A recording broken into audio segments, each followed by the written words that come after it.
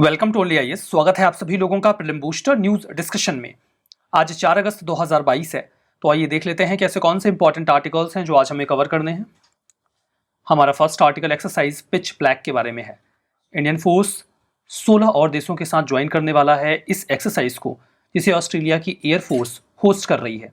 Exercise pitch black biennial exercise है, मतलब साफ है 2 साल में एक बार कंडक्ट की जाती है और इसे होस्ट किया जाता है ऑस्ट्रेलियन एयरफोर्स के द्वारा। अभी इसे ऑस्ट्रेलियन एयरफोर्स ने होस्ट किया है फॉर्मली। इसमें 2 तरीके के काम या प्रैक्टिसेस की जाती हैं, एक तो हमला करने की प्रैक्टिस और दूसरा खुद को डिफेंड करने की प्रैक्टिस। हमला करने की जो प्रैक्टिस है उसे OCA कहा जाता है, ऑफेंसिव काउंटर एयर, और जो खुद को प्रोटेक्ट करने की प्रैक्टिस है उसे DCA कहा जाता है, डिफेंसिव काउंटर एयर। कॉम्बैट के सिचुएशन में, वॉर एनवायरमेंट में कैसे हैंडल किया जाए, इसी की तैयारी की जाती है बाय दिस एक्सरसाइज। इसमें 16 देश पार्टिसिपेट करते हैं, 2000 Australia, Canada, France, Germany, Indonesia, India, Japan, Malaysia, Netherlands, New Zealand, Philippines, south Korea, Singapore, Thailand, UAE, UK और US देशों के नाम है। इन जनरल एक आइडिया ले लीजिए, आपको ज़रूरी नहीं कि आप ये सारे नाम रट ले जाएं। आपको ये पता होगा कि इसमें जो अपोजिशन पार्टी वाली कंट्रीज़ हैं जैसे कि रशिया, चाइना, ये सब लोग शामिल तो नहीं होंगे। वो कंट्रीज़ जो वेस्टर्न अलायंस का पार्ट है वही इसका हिस्सा रहेंगी। तो Australia, Canada, France, Germany, India तो रहेगा, जापान रहेगा, सिंगापुर, साउथ कोरिया, ये सब कंट्रीज इसमें रहेंगी। USA, UK तो ऑब्वियसली रहेंगे, UAE भी है, ये भी याद रखिएगा। बाकी इंडिया और ऑस्ट्रेलिया के बीच में कुछ बायलैटरल एक्सरसाइजेज भी होती हैं, जैसे कि एक्स ऑस्त्रा हिंद, ये आर्मी के बीच में होता है, और एक्स ऑसिंडेक्स, ये नेवी के बीच में होता है। एक मल्टीलैटरल एक्सरसाइज भी होती है जो मालाबार एक्सरसाइज है, इसमें USA, इंडिया, ऑस्ट्रेलिया और जापान शामिल होते हैं। हमारा next article Hellfire R9X missile के बारे में है। आप लोगों ने ये न्यूज़ तो ज़रूर से सुन ली होगी कि अल जवाहिरी को US मिलिट्री ने मार गिराया है। अलकायदा का चीफ हुआ करता था ये। इसे मारते वक्त इस्तेमाल किया गया है हेलफायर R9X मिसाइल का। ये बहुत ही विशेष प्रकार की मिसाइल है। हेलफायर R9X मिसाइल को AGM 114 R9X या निंजा मिसाइल के नाम से भी जाना जाता है। USA ने इस मिसाइल को बनाया है। इसकी अच्छी बात यह है कि ये बिना कोलैटरल डैमेज के, बहुत ही कम डैमेज के, किसी इंडिविजुअल को टारगेट कर सकती है। अगर आप कोई एक ऐसी मिसाइल छोड़ते हैं जो एक्सप्लोजिव के साथ जाए, वॉरहेड के साथ जाए, तो वो जाएगी और विस्फोट करेगी। विस्फोट में वो किसी इंफ्रास्ट्रक्चर को उड़ा देगी और हो सकता है कि आसपास अगर कोई अन्य व्यक्ति उसकी चपेट में आ जाए तो उसकी भी जान चली जाए। इस वेपन की खास बात यह है कि इसमें कोई वॉरहेड होता ही नहीं है, रादर इसमें होती हैं कुछ रेजर शार्प ब्लेड्स, बहुत ही तीखी ब्लेड्स होती हैं। ये ब्लेड्स इतनी ज़्यादा स्ट्रांग होती हैं कि ये किसी भी स्ट्रॉन्ग बैरियर को काट सकती हैं। मतलब मोटी अगर स्टील की शीट भी है तो वो उसको काट के पार कर जाएंगी और अपने टारगेट को हिट करेंगी, और जब अपने टारगेट के पास जाएंगी तो उसे पूरी तरीके से डिस्ट्रॉय कर देंगी। किसी स्ट्रक्चर को क्रॉस करते हुए भी ये जा सकती हैं उसको तोड़कर। चूंकि इसमें कोई विस्फोटक नहीं होता, फिसाइल मटीरियल नहीं होता, तो ये विस्फोट नहीं करती। इसीलिए जिस टारगेट को हिट किया गया है बहुत ही प्रिसिशन के साथ जाके हिट करती हैं और केवल उसे ही डिस्ट्रॉय करती हैं, और मैसिव डैमेज को अवॉइड करते हुए अपने टारगेट को हिट कर देती हैं। जैसा कि अगर किसी भी मिसाइल में एक्सप्लोजिव वॉरहेड हो तो वैसा उस समय हो जाता है। तो हेलफायर R9X मिसाइल एक बहुत ही स्पेसिफिक मिसाइल है। हमारा next article aridity anomaly outlook index के बारे में है, that's AO index. Indian meteorological department ने अभी हाल ही में इस इंडेक्स को रिलीज किया है जुलाई 2022 के लिए। ये कहता है कि इंडिया में 85% जो डिस्ट्रिक्ट हैं वो एरिड कंडीशन फेस कर रहे हैं, मतलब कि सूखे की स्थिति, पानी की कमी। इस इंडेक्स को तैयार करता है IMD, India meteorological department. Purpose ये है कि हम ये देखें कि एग्रीकल्चरल ड्रॉट की कंडीशन क्या है। कहीं पर अगर कोई ऐसा सूखा है जिसका प्रभाव एग्रीकल्चर पे नहीं है तो ये उसे संज्ञान में स्पेसिफिकली नहीं लेते। इनका स्पेसिफिक टारगेट ये रहता है कि अगर किसी फसल को उगाना है तो उसकी मेच्योरिटी तक जाते वक्त जितने पानी की आवश्यकता होती है, क्या वो पानी अवेलेबल है फसलों के लिए। अगर नहीं है तो ड्रॉट की सिचुएशन आ सकती है, उसे इवेल्युएट किया जाएगा by this index, by this AO index. Anomaly का मतलब यह है कि नॉर्मल वैल्यू जो है वो वाटर शॉर्टेज को सिग्निफाई करती है। इसको इस तरीके से तैयार किया गया इंडेक्स को कि अगर इसमें नेगेटिव वैल्यू आती है इसका मतलब यह है कि मॉइस्चर सरप्लस में है, और अगर पॉजिटिव वैल्यू आती है तो मॉइस्चर की कमी है, स्ट्रेस है, सूखे की स्थिति बन सकती है। इंडेक्स को वीकली या हर 2 हफ्ते के पीरियड में कंप्यूट किया जाता है और देखा जाता है नॉर्मल एरिडिटी के पीरियड से कि कितना जो एरिडिटी का सिचुएशन है वो ज़्यादा या फिर कम है। यहाँ पे जो पैरामीटर्स इस्तेमाल किए जाते हैं वो हैं 2। पहला है एक्चुअल इवेपोट्रांसपिरेशन और दूसरा है कैलकुलेटेड पोटेंशियल इवेपोट्रांसपिरेशन। इवेपोट्रांसपिरेशन क्या होता है? जब इवेपोरेशन और ट्रांसपिरेशन को ऐड कर दिया जाए। इवेपोरेशन में क्या होता है कि जो सरफेस पे पानी होता है वो इवेपोरेट होता रहता है, वाटर ड्रॉपलेट में कन्वर्ट होता है बिकॉज ऑफ द हीट, और उसके बाद वो एटमॉस्फेयर में चला जाता है, दैट इज इवेपोरेशन। ट्रांसपिरेशन में क्या होता है? जैसे प्लांट्स हैं, पौधे हैं या फिर क्रॉप्स हैं, वो फोटोसिंथेसिस करते हैं तो अपना स्टोमेटा खोलते हैं। इन दैट प्रोसेस उनके पास जो मॉइस्चर होता है वो भी एटमॉस्फेयर में रिलीज हो जाता है, दैट इज कॉल्ड ट्रांसपिरेशन। तो दोनों में ही एटमॉस्फेयर में मॉइस्चर जाता है, तो इसे कलेक्टिवली इवेपोट्रांसपिरेशन कहा जाता है। तो एक तो हो गया एक्चुअल इवेपोट्रांसपिरेशन, मतलब कितना इवेपोरेशन हुआ by the general process and by the plants और द क्रॉप्स, तो वो हो गया एक्चुअल। और कैलकुलेटेड पोटेंशियल ट्रांसपिरेशन, इवेपोट्रांसपिरेशन का मतलब क्या है कि कितनी मैक्सिमम कैपेसिटी है वहां पर इवेपोट्रांसपिरेशन की। तो कितनी कैपेसिटी है दैट इज पोटेंशियल, और कितना हुआ दैट इज एक्चुअल, यही दोनों का मतलब हुआ। सिग्निफिकेंस इस इंडेक्स की ये है कि इसमें हम एग्रीकल्चर में ड्रॉट के इम्पैक्ट को इवेलुएट कर पाएंगे, किसी भी ऐसे एरिया में जहां पे डिफाइंड वेट या ड्राई सीजन्स होते हैं और वो क्लाइमेट रिजीम में आते हैं। विंटर और समर में जो क्रॉपिंग सीजन है वहां पर भी इस मेथड का इस्तेमाल करके असेसमेंट किया जा सकेगा। फाइंडिंग्स क्या रही? ये बताया गया कि 85% जो डिस्ट्रिक्ट्स हैं इंडिया में वो एरिड कंडीशन फेस कर रहे हैं, जिसमें 196 district severe degree of dryness face कर रहे हैं, जिसमें से 65 तो अकेले उत्तर प्रदेश में है जो कि हाईएस्ट नंबर है डिस्ट्रिक्ट्स का।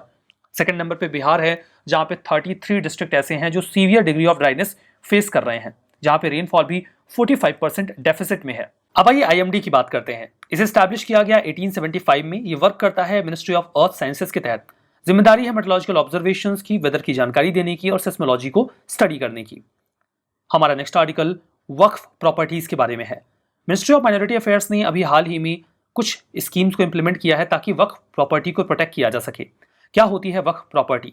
कोई भी मूवेबल या फिर इमूवेबल प्रॉपर्टी जो किसी इंडिविजुअल ने गॉड के नाम पर रिलीजियस पर्पज से, चैरिटेबल पर्पज से दान में दे दी हो। कोई भी ऐसा व्यक्ति जो इस्लाम को प्रोफेस करता हो, अगर वो ऐसी प्रॉपर्टी बनाता है या फिर दान में दे देता है या उसे चैरिटेबल पर्पज से इस्तेमाल ही करता है तो उसे वक्फ प्रॉपर्टी डिक्लेयर किया जाता है। वक्फ जो है उसे किसी डीड या इंस्ट्रूमेंट के माध्यम से डिक्लेयर किया जा सकता है। जो प्रॉपर्टी है वो अगर वो एक बार वक्फ बन गई तो उसे केवल रिलीजियस या चैरिटेबल पर्पज से ही इस्तेमाल किया जाएगा बहुत ही लंबे समय तक। अगर किसी व्यक्ति ने वक्फ के तौर पे कोई प्रॉपर्टी दे दी है तो वो उसे वापस भी नहीं ले सकता। मान लीजिए आपने इसे चैरिटेबल पर्पज से दे दिया अपना कोई प्रॉपर्टी का हिस्सा, बाद में आप उसे रिटर्न नहीं ले सकते, फिर उसका इस्तेमाल चैरिटेबल पर्पज से ही किया जा सकेगा।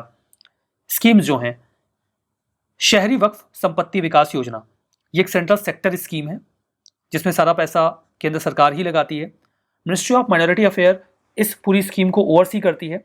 इसमें एक्चुअली में सेंट्रल वक्फ काउंसिल को दिया जाता है ग्रांट।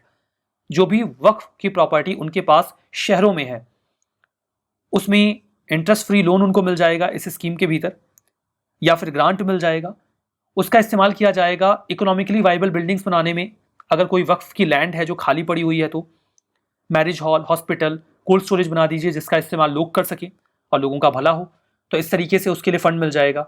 फर्दर कौमी वक्फ बोर्ड तरक्कियाती स्कीम है। यहाँ पे फाइनेंशियल असिस्टेंस दिया जाता है स्टेट वक्फ बोर्ड को कि वो जो भी उनके पास वक्फ की प्रॉपर्टी है, चाहे वो मूवेबल हो, इमूवेबल हो, उसको कंप्यूटराइज या डिजिटलाइज रिकॉर्ड में कन्वर्ट कर दें और प्रॉपर्टीज को जीआईएस बेस्ड मैपिंग के माध्यम से वेरीफाई भी किया जाए। सेंट्रल वक्फ काउंसिल की बात करते हैं तो एक स्टैच्यूटरी बॉडी है जो मिनिस्ट्री ऑफ माइनॉरिटी अफेयर्स के भीतर काम करती है। 1964 में इसे बनाया गया था वक्फ एक्ट ऑफ 1954 का इस्तेमाल करके। ये एक एडवाइजरी बॉडी की तरह काम करती है सेंट्रल गवर्नमेंट के लिए। वक्फ बोर्ड की जो भी कामकाज की पद्धति है, जो उनका काम है, उसके बारे में ये एडवाइस करते हैं सरकार को। काउंसिल में एक चेयरमैन होते हैं और मैक्सिमम 20 मेंबर्स हो सकते हैं। इन्हें गवर्नमेंट ऑफ इंडिया के द्वारा ही अपॉइंट किया जाता है। यूनियन मिनिस्टर जो वक्फ के इंचार्ज होते हैं वही एक्स ऑफिशियो मेंबर भी होते हैं इस काउंसिल के। तो ये तो मामला हो गया वक्फ प्रॉपर्टी का। हमारा नेक्स्ट आर्टिकल पिंगाली वेंकैया जी के बारे में है। मिनिस्ट्री ऑफ कल्चर ने अभी हाल ही में तिरंगा उत्सव ऑर्गेनाइज किया पिंगाली वेंकैया जी की बर्थ एनिवर्सरी पे, 146 बर्थ एनिवर्सरी पे, जो कि 2 अगस्त को होती है। ये फ्रीडम फाइटर थे और इन्हें याद किया जाता है इसलिए क्योंकि इन्होंने हमारा नेशनल फ्लैग डिजाइन किया था और गांधी जी के प्रिंसिपल को फॉलो करने वाले व्यक्ति थे। तेलुगु ब्राह्मण फैमिली में इनका जन्म 1876 में हुआ था। उस समय भाटला पेन्नुमारू मद्रास प्रेसिडेंसी में एक लोकेशन थी ब्रिटिश इंडिया में, वहां पे। वर्तमान की लोकेशन मछलीपट्टनम की है, आंध्र प्रदेश में। इन्हें पट्टी वेंकैया के नाम से भी पुकारा जाता था क्योंकि इनकी बहुत अच्छी रिसर्च थी कंबोडिया कॉटन में। पट्टी का मतलब कॉटन ही होता है। कॉटन की काफ़ी ज़्यादा सिग्निफिकेंस थी। मछलीपट्टनम के रीजन में वो एक पोर्ट सिटी थी। वहाँ पे कलमकारी, हैंडलूम, वीविंग की जाती थी। कलमकारी, पेंटिंग की जाती है कपड़ों पे एक स्पेसिफिक टाइप की, तो इससे उनकी जो वैल्यू है वो काफ़ी ज़्यादा बढ़ जाती है। नेशनल फ्लैग को डिज़ाइन करने में इनका कंट्रीब्यूशन क्या रहा? इन्होंने नेशनल फ्लैग के कई सारे डिज़ाइंस बनाए। फाइनली इनका एक डिज़ाइन 1921 में महात्मा गांधी जी ने अप्रूव किया और इसे कांग्रेस की विजयवाड़ा की मीटिंग में अप्रूवल दिलवाया गया। इस वर्जन में था क्या कि 2 पट्टियां लाल थी और एक हरी थी। 2 जो लाल पट्टियां थी उनमें एक हिंदू और एक मुस्लिम कम्युनिटी को रिप्रेजेंट करती थी। बीच में चरखा भी लगाया गया था जो कि स्वराज को रिप्रेजेंट करता था। बाद में महात्मा गांधी जी ने कहा कि इसमें एक सफेद पट्टी होनी चाहिए जो कि पीस को रिप्रेजेंट करे। 1931 में जब कंसर्न रेज किया गया कि आखिर फ्लैग में 2 पट्टियां 2 रिलीजन को क्यों पोर्ट्रे करें, तो फ्लैग कमेटी को बनाया गया। फ्लैग कमेटी ने जो लाल रंग था उसे सैफरन से रिप्लेस कर दिया और जो सैफरन कलर था उसे सबसे ऊपर रख दिया गया, जिसके बाद बीच में व्हाइट कलर और सबसे लास्ट में ग्रीन कलर को रखा गया। जो चरखा था उसे व्हाइट बैंड पर बीच में रखा गया, मतलब बीच में अभी भी चरखा था। जो कलर थे वो अब किसी कम्युनिटी नहीं बल्कि क्वालिटी को पोर्ट्रे करते थे, जैसे कि सैफरन करेज और सैक्रिफाइस को दिखाता है। यहां पर जो व्हाइट कलर है वो ट्रुथ और पीस को पोर्ट्रे करता है। ग्रीन कलर फेथ और स्ट्रेंथ को बताता है। जो चरखा है वो लोगों के वेलफेयर को इंडिकेट करता है। जब देश आजाद हो गया तो नेशनल फ्लैग कमेटी को स्टैब्लिश किया गया प्रेसिडेंट राजेंद्र प्रसाद जी की लीडरशिप में। उन्होंने ये कहा कि चरखे की जगह पे अशोक चक्र को लगाया जाना चाहिए और अभी आज हमारे वर्तमान का जो फ्लैग है उसमें बीच में आपको अशोक चक्र मिलता है व्हाइट स्ट्रिप पे। हमारा नेक्स्ट आर्टिकल युआन वांग 5 के बारे में है। इंडिया बहुत ही क्लोजली मॉनिटर कर रहा है बिकॉज चाइना का एक स्पाई शिप श्रीलंका डॉक करने वाला है 11 अगस्त को हम्बनटोटा पोर्ट पे। इंडिया को इस पे कंसर्न्स भी हैं क्योंकि ये उनका एक बहुत ही स्ट्रॉन्ग स्पाई शिप है जो बहुत सारी जानकारियां इकट्ठा करने में कैपेबल है। नाम है yuan Wang 5। Chinese research and survey vessel है जो हम्बनटोटा आ रहा है। ये सैटेलाइट, रॉकेट या इंटरकॉन्टिनेंटल बैलिस्टिक मिसाइल का डेटा चेक कर सकता है और उसकी जानकारी इकट्ठा कर सकता है। चाइना के पास ऐसे 7 ट्रैकिंग शिप्स हैं जो वो अलग अलग जगह पे घुमाता रहता है पैसिफिक, अटलांटिक और इंडियन ओशन में और जानकारियां इकट्ठा करता है। तो इंडिया ने श्रीलंका की जो भी गवर्नमेंट है उससे इस मामले में कंसर्न्स भी रेज किए हैं। हमारा next article financial inclusion index के बारे में है। आरबीआई ने इसे अभी रिलीज किया है जो कि 31 मार्च 2022 तक का डेटा लेकर इवैल्यूएशन करता है। फाइनेंशियल इंक्लूजन का मतलब ये होता है कि एक आम आदमी को फाइनेंशियल सर्विसेज जैसे कि बैंकिंग, इंश्योरेंस, वो सर्विसेज आसानी से मिल पा रही हैं कि नहीं मिल पा रही हैं। सर्विसेज जो मिल रही हैं क्या वो उनके लिए इजीली एक्सेसिबल हैं, अफोर्डेबल हैं और उनकी क्वालिटी अच्छी है कि नहीं है। इन सभी चीज़ों को संज्ञान में लिया जाता है जब हम फाइनेंशियल इंक्लूजन की बात करते हैं। तो इसे रिलीज किया जाता है आरबीआई के द्वारा, रिजर्व बैंक ऑफ इंडिया के द्वारा। कॉम्प्रिहेंसिव इंडेक्स है जहां पे बैंकिंग, इन्वेस्टमेंट, इंश्योरेंस, पोस्टल सभी चीज़ों के डेटा को इवेल्युएट किया जाता है। 2021 में इसकी शुरुआत की गई बिना किसी बेस ईयर के और हर साल जुलाई में इसे इवेल्युएट किया जा रहा है। फर्दर ये कैप्चर करेगा फाइनेंशियल इंक्लूजन का डेटा पूरे देश के लिए।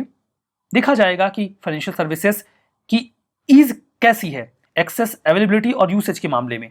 97 इंडिकेटर्स हैं जो इवेल्युएशन में आते हैं। यहाँ पे 0 से 100 के बीच में रैंक किया जाएगा या वैल्यू बताई जाएगी। 0 का मतलब है कंप्लीट फाइनेंशियल एक्सक्लूजन, कोई इंक्लूजन नहीं है, और 100 का मतलब है फुल फाइनेंशियल इंक्लूजन, सभी को सर्विसेज मिल रही हैं। सभी का वेटेज है, एक्सेस के लिए 35, यूसेज के लिए 45 और क्वालिटी के लिए 20% का वेटेज रखा गया है, जिन्हें बाद में और डायमेंशंस में कैटेगराइज कर दिया गया है। इंडिया की रैंक थोड़ी सी इंप्रूव हुई है। लास्ट ईयर रैंक थी 56.4, इनफैक्ट इस साल इंप्रूव होकर 56.4 हुई है। पिछले साल 53.9 हुआ करती थी। सभी इंडाइसिस में इंडिया ने इंप्रूव किया है एक्सेस, यूसेज और इक्वलिटी में। यहां पर देखिए revision, exercise pitch black biennial exercise है, ऑस्ट्रेलियन एयरफोर्स ने होस्ट किया, सही है। हेलफायर R9X मिसाइल रशिया की है, गलत है, ये तो यूएस की है। IMD ministry of earth sciences की एक एजेंसी है, सही है। सेंट्रल वक्फ काउंसिल नॉन स्टैच्यूरी बॉडी है, गलत है, एक स्टैच्यूरी बॉडी है।